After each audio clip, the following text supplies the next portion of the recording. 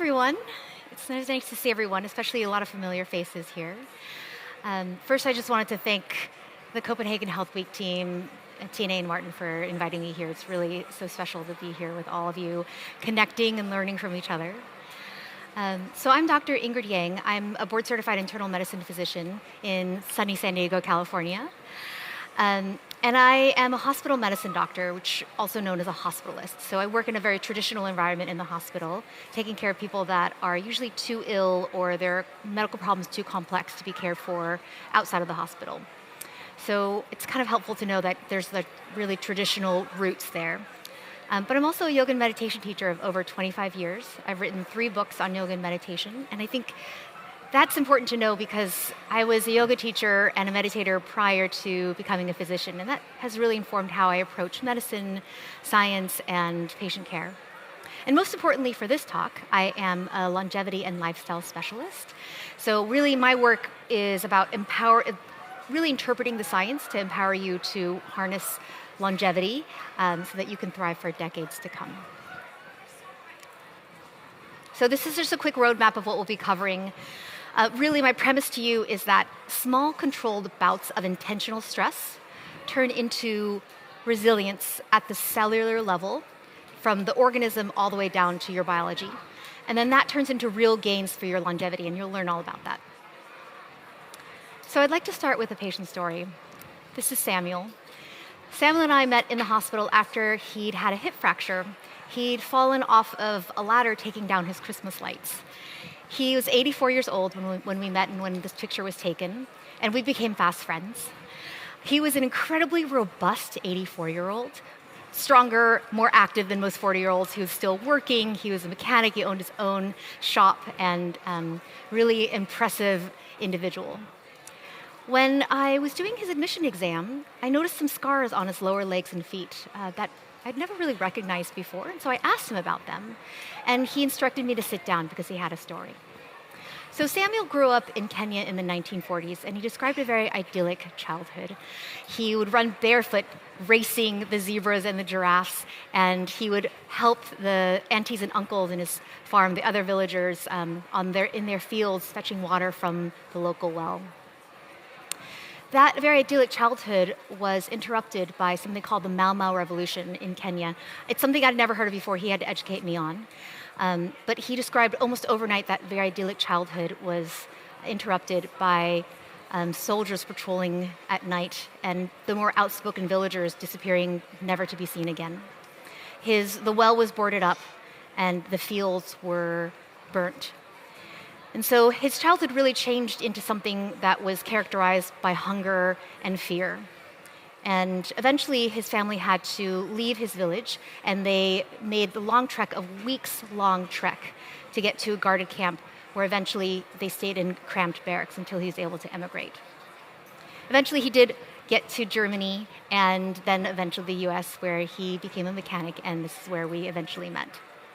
When I asked him how he endured so much, he said, "Doctor, when you've lived through real weather and a little storm, these things don't bother you. You don't wait for the storm to pass. You learn to dance in the rain." So in medicine, we see scars like this every day. To most, they look like damage, but to me, they were proof of battles fought and won, of challenges overcome, of tissue that had been damaged but had come back stronger. So Samuel's life was really like that. Each hardship was a scar, and each scar was a layer of resilience. This is Samuel and I in the hospital. He was happy to let me share his story with you. After his surgery, he taught me so much, so he allowed me to teach him some breath work. So this is really kind of where this begins when we think about how resilience has begun and how does it really turn into longevity gains for us. Having met patient after patient in the hospital that have overcome hardship, I really began to wonder, what if our biology mirrors this truth? And what I've seen in my years of practice is that patients who had really thrived after chemo, surgery, trauma, they weren't the ones that avoided stress. Stress is inevitable. It'll happen in our lives. The ones who had thrived were the ones that had trained for it, who had already had life challenged. So it made me wonder, what if stress isn't something we escape from? What if it's something that we prepare for intentionally? So from the moment that early humans discovered fire and forged tools, we've been chasing comfort. We built shelters to avoid the elements, we wove clothes to avoid the cold, but it worked so well that it worked too well. And the science is clear that avoiding challenge comes at a cost. Studies on the biopsychosocial model of challenge and threat show that when life stops challenging us, the body and mind adapt in the wrong direction. Cardiovascular responses to stress blunt, motivation declines, and the risk of depression rises. Research during the COVID-19 pandemic, actually across multiple studies, showed that people who viewed adversity as a threat showed poorer health outcomes versus those that looked at it as a challenge to overcome, demonstrated greater resilience and better health outcomes. And so this isn't just psychological. Across multiple studies, we've now seen the rise of what researchers call the disease of comfort: obesity, diabetes, cardiovascular disease, all driven by environments designed for ease, inactivity, and constant access to food. So if we don't do anything, these conditions are projected to become the leading cause of death worldwide by 2050, which is coming up. So if we want to thrive, we have to reintroduce some challenge and some friction because our biology depends on it. So there's a term for this. Now, I came across this term because I started writing a book about longevity and generally like the lifestyle habits that you should be participating in and what does the science say about that. But this term kept coming up. And I'm going to actually put up the definition because I think it's helpful if you're anything like me and you read the encyclopedia cover to cover. I think it is helpful to actually see these definitions because we've been doing this all of our life. It's why our parents probably let us play in the dirt a little bit because it was good for our immune systems. But this concept comes from pharmacology. It actually tells us that a small dose of something foreign, of a stressor, is good for the organism at the cellular level. And if we go for a little too much, a little too high, then that can become toxic. So that makes sense from a pharmacologic standpoint. So you really have to think of it as like this Goldilocks of stress. A little bit can be very beneficial, too much can be harmful. Just enough for your mitochondria to say, oh, that was weird and unfamiliar. Let's power up. So this is the pathway that I put together for you, kind of explaining the hormesis pathway. You start with an intentional stressor. And then we're going to add on to the slide. Don't worry, we'll come back to this. There's a lot of biology in it, but by the end of this, you'll all be experts. So I think this is also where it gets really exciting because it explains that we start with that stressor, and then your body senses, okay, wait, something's different. And instead of panicking, it actually activates some upgrade pathways. And there are three main ones. First is AMPK. This is like your cellular accountant. It reallocates energy where it's needed. The second is NRF2. This is your antioxidant air traffic controller. It coordinates your defenses against oxidative stress.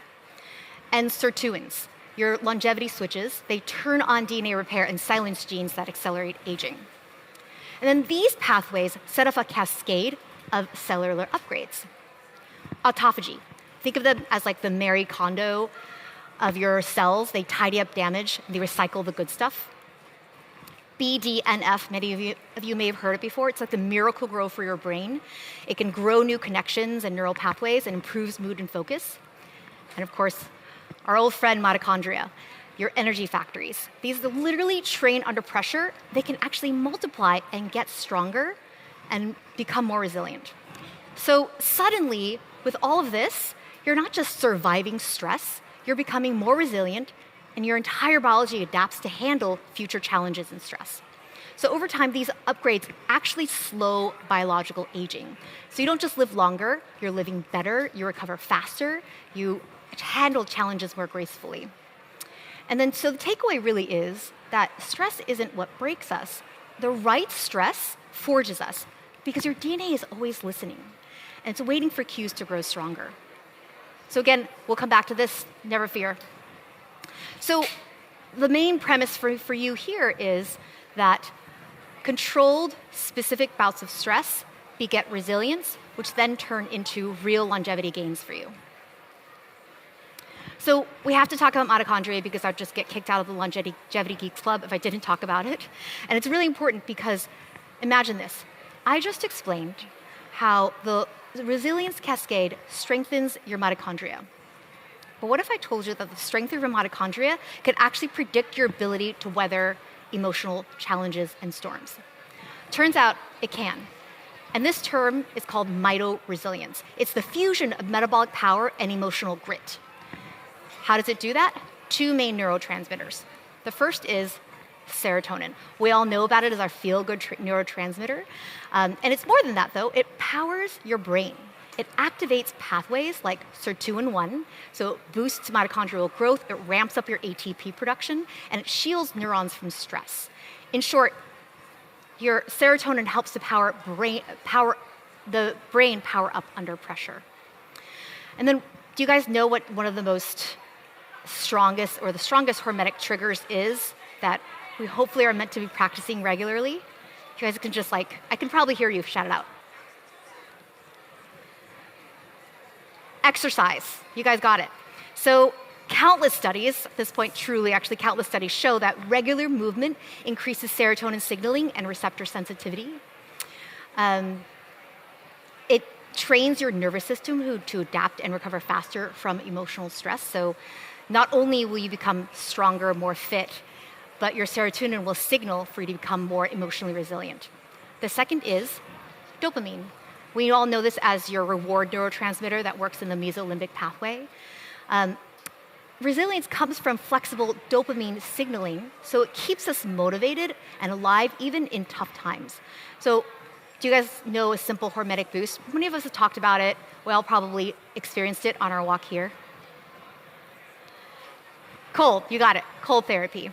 So studies have shown that just 2 to 3 minutes in an ice bath or cryotherapy can boost your dopamine for hours, usually up to 6 hours, 200 to 300%, which is that's your circulating dopamine. So the bottom line is that the emotional resilience is wired into your mitochondria. So the stronger mitochondria doesn't just fuel your energy, it expands your capacity to recover, adapt, and thrive. So your mitochondria actually talk to your telomeres, those little caps at the end of your DNA that decide how long your cells will live. And now, they kind of act like little generals. So they will say, do we repair? Do we retreat? Enter reactive oxygen species. Many of you may have heard about it, ROS. They're sort of like the villains behind oxidative stress. But that's when levels are chronically high. The paradox is that in short, controlled bursts, ROS actually act as essential signals. So hormetic stress can release enough ROS, just enough, not too much, not too little, Goldilocks, to say, hey, mobilize your defenses, upgrade the system. And in response, you have your survival pathways, AMPK, NRF2, your sirtuins. These switch on. Your mitochondria strengthen, your antioxidant defenses rise, and your damaged parts get recycled. Then your DNA becomes shielded. And this is hormesis, small, intentional stress that rewires your biology for resilience. And then the body is built for balance. Once the upgrade is done, they'll sweep away any excess ROS here, and then the stress can become restored, and then that's what happens when you train and then recover. So this all to say, controlled stress does not wear you down. It actually trains your cells to anticipate the next challenge, and it strengthens them to get better at actually handling that next challenge. So we're about halfway through the talk. Good timing. So I'm going to have you all practice hormesis in this moment. So kind of sit up, take a few breaths, just be intentional, purposeful. I don't want you to actually control your breath. I just want you to think about it. And you're welcome to close your eyes if that serves you. You don't have to if you don't. It doesn't. And now I want you to exhale all the air out. And take an inhale about 2/3 way up. I want to fill up, but don't get too full. And I'm going to talk you through the next 30 seconds. As you inhale 2/3 way, hold your breath. And in this moment of holding your breath, your oxygen levels dip. Inside your cells, tiny sparks of reactive oxygen species fire. Instead of damage, they act as signals. They say, hey body, toughen up. Your genes flip switches, your mitochondria gear up, and your neurons rewire. You can exhale out, take a breath. That's hormesis in action. And congratulations, you just triggered a cellular upgrade. I've actually done this with myself in the hospital. I've hooked myself up to the oxygen machines. And it takes about 20 seconds for it to register that your oxygen levels dip. So just that 30 seconds can really make a difference. So let's pedal it back a little bit, back into our evolutionary discussion. How did this all happen? Didn't we become and evolve to be this perfect species of who we are now today? Well, we live indoors, we eat every 2 hours, we drive to the mailbox, we have Amazon deliver everything, we don't go to the store, we have AI write our term papers now, right? We've eliminated all discomfort, all friction, and as a result, so much of our connection and our stimulus for growth. I've got another quick story about Rosa. So Rosa was 74 years old when we met in this picture. She had been suffering with pneumonia after pneumonia. She had before been so robust. She'd gardened, she met with her friends, she went to church. But the year prior, she lost her husband of 50 years, and she was so overcome by grief, she was not able to do anything. So I told her, instead of yet another medication package, another antibiotic, what would you think about going through a little hormetic, I didn't say the word hormetic, but a little bit of a stressful program together. And so I explained to her that your lungs are like muscles. Maybe a little bit of breathlessness can be a sign of growth. So we introduced small, deliberate stressors, gentle breath work, short walks that grew a little longer. And she was such a diligent student that months later, she was back in her garden, she was playing cards with her friends, she was going back to church. And so she's a really great example of how, harnessing hormesis can be an incredible tool, even for us as elderly. So she really healed by getting the right dose of hormesis and putting a plan into place. That's hormesis in action. But, because there always has to be a but, not all stress is good. And we talk about that a lot, especially in medicine, because it's the chronic stress, the burnout, the overwork, that's where all of that, the reactive oxygen species, the damage comes to the organism level. That's destructive. But small, intentional bouts of stress is where the magic happens. It's like the difference between lifting a barbell or trying to lift your entire life when you're weighted down by an anchor. So I think of it a little bit like the way I prescribe exercise, even medication. Too little does nothing, too much is dangerous. The sweet spot is really that hormetic zone. It's where your adaptation happens. So cold shower can be hormetic.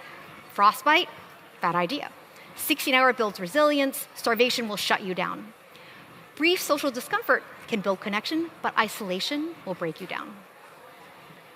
So this is where I think, hopefully it's been interesting so far, but it gets really, really interesting, because this is the part that most of us miss, is that it's not stress alone that makes you more resilient and stronger. It's recovery. So think about lifting weights. Like when you're straining under the bar, it doesn't happen when that resilience doesn't come when you're actually straining. It happens afterwards when your muscle fibers are repairing, building, growing back thicker. So inside the cells, the exact same thing is happening. Those mitochondrial upgrades that I talked about, that was what happened when you give your body permission to recover. So during recovery, you activate something called mTOR. Many of you may have heard of it, especially when it comes to muscle growth, the master growth regulator that rebuilds muscles and proteins. You clean house through autophagy, remember the Marie Kondo, that recycles damaged parts, makes your cells cleaner and sharper. And it turns up BDNF. There we go. This is, again, your miracle growth for your brain. You're cementing new neural connections. And then you increase your mitochondrial biogenesis that literally makes more energy factories, so you're better prepared next time. So hopefully remember this pathway.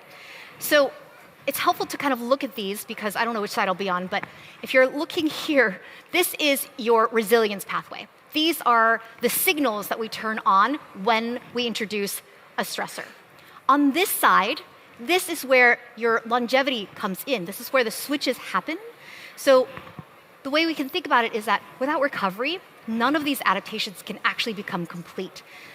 Stress signal is almost like ringing the doorbell. So ring the doorbell here, but if you don't answer the door, then recovery will never arrive. So it's stress plus recovery where your transformation is. This is literally from the page out of one of my biochemistry books in med school, but I thought it would be helpful to just look at, like, this is real, like this is a cartoon rendition of a cell, obviously, but you've seen a bunch of cartoons from me. And so these are real pathways that are happening in the cell: AMPK, autophagy, sirtuins, and the sirtuins you're seeing, it's all kind of happening within the mitochondria. So, and then this is your NRF2 pathway as well in the nucleus. So this is all like real. Something also important to understand, that aging isn't just about the passage of time, it's how efficiently your body uses and manages energy. So by strengthening your mitochondria, you're building stress adaptive responses and systems through hormesis. So you slow inflammation, you enhance repair, and you really extend both your health span and your lifespan. The way I kind of like to think about it is, it's almost like, if you have poor energy management, then it's like you're a gas guzzling car, versus if you have figured out more energy efficient management through hormesis, then you can turn into a hybrid. So hormesis, this is another extremely fascinating part of hormesis and longevity in general, is that hormesis doesn't just help you in the moment, it actually rewires your genes. So what we see in the data time and time again is that when you engage in hormetic activities, your genes, they don't change, right? You're born with your genes, ACTG, they are what they are. But the way they're expressed does. So this is called epigenetic rewiring. This is when hormesis flips switches that turn on repair and resilience genes, they turn off the ones that accelerate aging. So when these changes last, hormesis can leave this biological imprint, like a chemical marking, on your DNA and make your cells more stress resilient next time. Even more remarkable is that some of these epigenetic marks can be actually passed down through germ cells, meaning that the resilience training you do today can shape the stress responses and the health outcomes of your children and your grandchildren. So, okay, hopefully at this point in the conversation, I've convinced you that you should do hard things. But what are they? So this is a chart that I put together for you. And this isn't just my opinion, this isn't just a list, this is actually based on months, if not years, of research from myself and my little team of PhDs, where, like I said, I started out just studying longevity, lifestyle in general, and then hormesis kept coming up. So this is a compilation of hundreds of studies that with basically proven strategies. So it's really a curated list of interventions with the strongest scientific evidence backing based on the research results. And we're going to go through each section. So the first is physical, high intensity interval training. All of you have done it. I'm not dissimilar to Emil. I don't hate to exercise, but I don't like high intensity interval training. And then you'll hear from my husband, we now do it 3 or 4 times a week because I've seen in the science how important it is for your longevity, for your health, et cetera, and especially muscle mass for women as we age. Weightlifting, resistance training, and we really want to talk about cognition and preventing dementia. This is one of the most important ones to do, especially like leg strength. So resistance training at least 2 to 3 times a week, minimum 75 minutes a week. Walking, even brisk uphill walking, so adding that additional challenge of brisk and uphill can be an important one.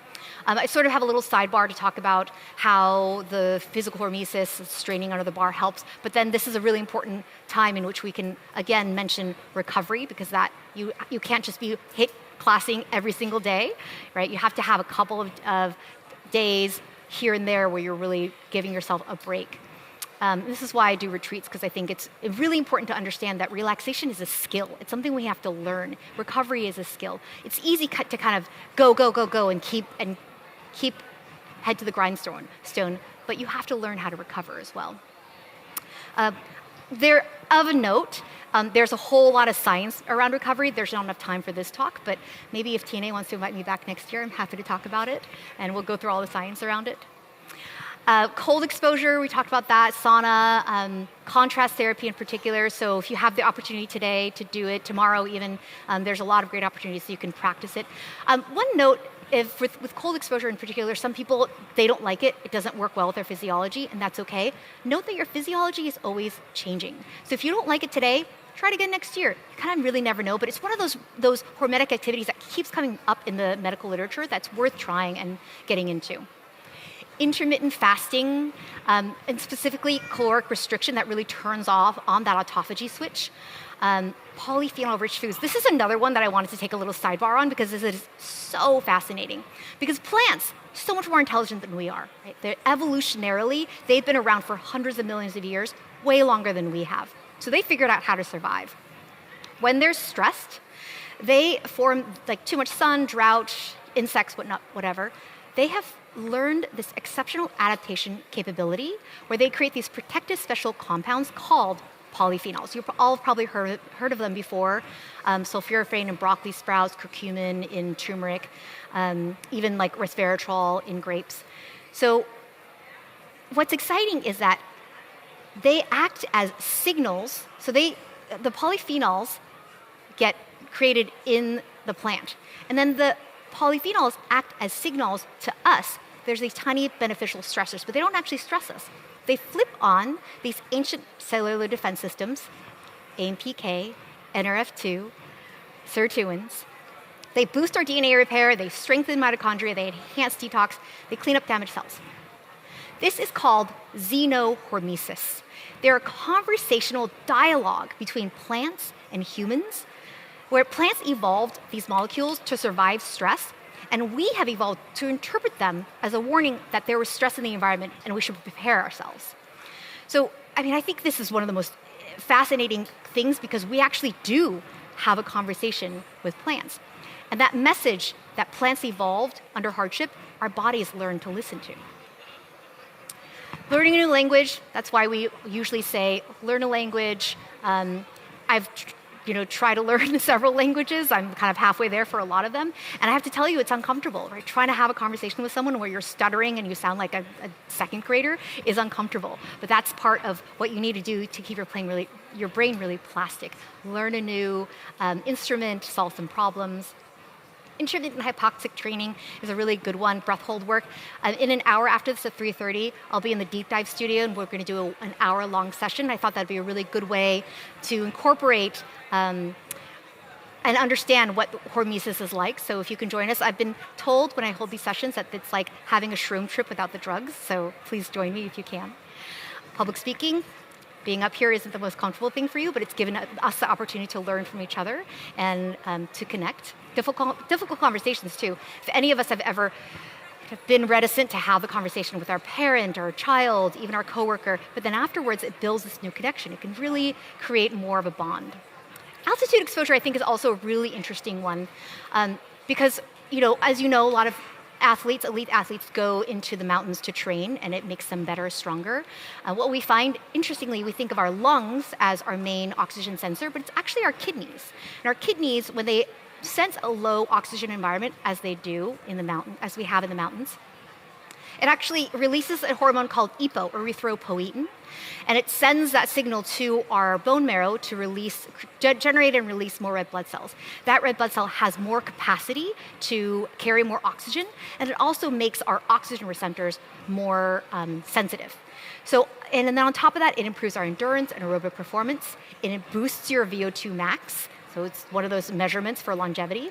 And then it helps your muscles and tissues work better under stress. So this is a really good example also of hormesis, is when you go into an environment that's just a little bit stressful from an oxygen standpoint from your body, it actually improves your athletic performance. So each one challenges a different part of your system, and it nudges you not just to stay engaged and not just enough to adapt, but to think about discomfort like medicine. What we've also found in the medical literature is that training one stress pathway enables others to adapt. So we have these shared stress adaptive pathways in our response pathways in our body. So if you do a cold plunge, maybe that'll make you better at public speaking. If you do a HIIT class, maybe you'll get better at intermittent fasting. So this really is a cross tolerance. So a single stressor rewires shared protective systems across the body. Of course, we have to figure out how we're measuring it. So hopefully this is your assignment for the next year, is to incorporate some challenges in your life, some hormetic stresses. You hopefully have a picture of that table and you can kind of start introducing certain things. But how do I measure? How do I know if it's actually working? And that's your HRV. That's your beat-to-beat variation, the time in between each heartbeat. It basically tells us how well our body knows how to adapt. It can kind of understand how it can kind of jump from place to place. And actually correlates with your mitochondrial health, your stress resistance, and even your mortality risks. So this is really like watching your adaptability in real time. So this is why hormetic practices and hormetic stress really trains your genome to stay younger, longer with every fast, every cold plunge, every workout. You're not just challenging your body, you're teaching your cells how to protect you in the future. So how do we do this? I call this the discomfort protocol. It's not just about being miserable, right? It's about introducing challenge intentionally, and each challenge strengthens your body, your capacity to adapt. Under the hood, it activates, you guys remember, NRF2, AMPK, sirtuins. Your cells flip switches, your antioxidant defenses, metabolic upgrade, your metabolic metabolism and your mitochondria upgrade, and your anti-inflammatory pathways become more robust. So the next time you're uncomfortable, I really recommend that you celebrate it. Remember that feeling isn't weakness, it's a signal. It means your DNA is listening, you're waiting for the cue to grow. Lean in, because that's where your healing, your resilience, and your longevity come alive. So that's my talk. Of note, having done all this research and kind of seeing the problem, I'm one of those people that when I see a problem, I'm not just going to complain about it. I'm going to try to find a solution. So if you're interested, I have partnered with an entrepreneur in the UK to create an app that hopefully will be one of those practical solutions to all of the difficulties we have incorporating longevity into our lifestyle. This is very creator-driven. It's also very AI-driven. So it'll start to really understand you and be able to tailor health outcomes and longevity strategies for you specifically. So if you're interested, that's Thrives. And I will be available for any questions you have. Thank you.